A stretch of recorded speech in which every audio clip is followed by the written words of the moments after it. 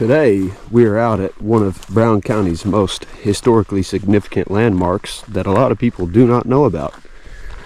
This landmark is known as Salt Mountain, and though it isn't a mountain, it is actually salt deposits that have pushed up through the earth and have created what we know as Salt Mountain. This mountain has been used for centuries by Indians and early pioneers to this area. One of the first documented Indian skirmishes here was in 1857. Promised Land, I'll read you an excerpt from the Promised Land from F.M. Cross. F.M. Cross was a pioneer here in Brown County, and in his booklet, Early Days in Central Texas, it says, Salt Mountain is a little mountain on the east side of Brown County, about 5 miles from the upper line of Comanche County. It was the most noted place for Indian fighting in the state, from the time this country began to be settled until the Indians were driven out entirely. There were several fights on or near this mountain. So one thing that is really cool about this mountain here is that the rim, as you can see up top, the rim up there has inscriptions dating back to, I'd say, the late 1870s, possibly even before. So here's a few. You really can't make out what these say. On this mountain there's probably 500 to 1,000 inscriptions. A lot of them are starting to become unreadable due to the erosion, but there are some that are in great shape still. So I'm going to show y'all some of the neater ones while we're here. So one thing that's really cool, we'll see a lot around here. This one was done in 1919. It says TWG, but what they would have done is they came in here and they hollowed out an area and they would have stuck coins in here. There's still one over here that has a coin stuck in that hasn't fell out yet, so I'll show you that one here in just a minute. So here we go. We've got some more inscriptions here and a little more here. I'm not sure how good you can see that on camera. But right above it you can see one of those holes that we talked about where they put the coins in. Here we have one from C.L. Case, 1898, and below it we've got a lot of neater carvings, including this one from Jason Best, January 13th of most likely 1891. If you'll notice, it has little stairs carved in. This one right here is a very neat one. It's from W.M. Job, and it says 1870 with a question mark.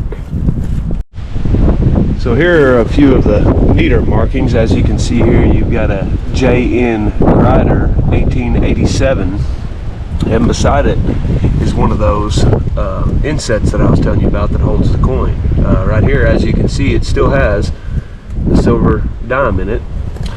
Most of these in this area right here are from the 1800s. So one thing that amazes me is their skill.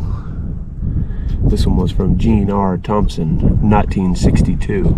But you can see here where there was a coin, and then all these little staircases. So that is very, very neat to me. So being out here, it is really, really easy to miss some of these inscriptions. As you can see way up on that rock up there, it says car. There's a neat little carving that I never noticed the first time I came out here. You can see the little bitty bird right there. Here's one that I noticed last time I was here and rediscovered it just now. It says W.R. Larkin, Mansfield, Tarrant County, Texas. So a neat little thing about this mountain here is most of the carvings actually face toward Brownwood. Once you get over on the highway side that you can see down here and back towards Comanche, the inscriptions cease to exist. There are a few sporadically every once in a while, but nothing like you see over on the side closest to Brownwood. So like I said earlier, you really got to look out here. Here's one that I completely missed last time I was out here. You can see it way up on top of this rock. So I'm going to try and make the trek up and around and get up there and get you a better view of it. So I'm glad I got up here. This seems to be some of the older carvings on the mountain with quite a few names. You have J.H. Metter, E.P. Warren, H.W. Hart, B. Starnes, and most of them, like you can see here, 1890s, 1902, 1897. So definitely some of the earlier carvings on the mountain.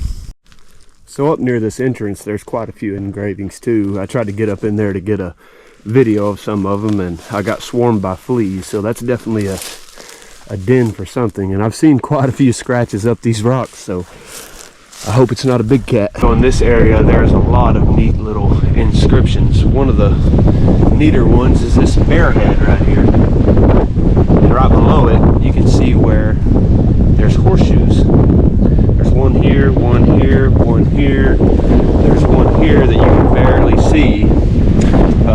This all said something. This said T something here. You can see why the Indians use this as a lookout and as a hideout. You can see miles and miles in every direction. Right there you can see Hog Mountains, and if it was clear we would be able to see Santa Ana Mountains. You can barely make out the shape of Santa Ana Mountains from here. I don't know if you can see him or not, but a buddy of mine, Josh Furry, is down there with a couple of his sons. We've got Jen Evitz up here on the top of the mountain with me, and my little nephew is around the rim. One thing's for sure, we're scouring this place for any relic left behind. So I just came down the mountain. I'm going to run over here and see if my buddy Josh and his sons have found anything neat. Down.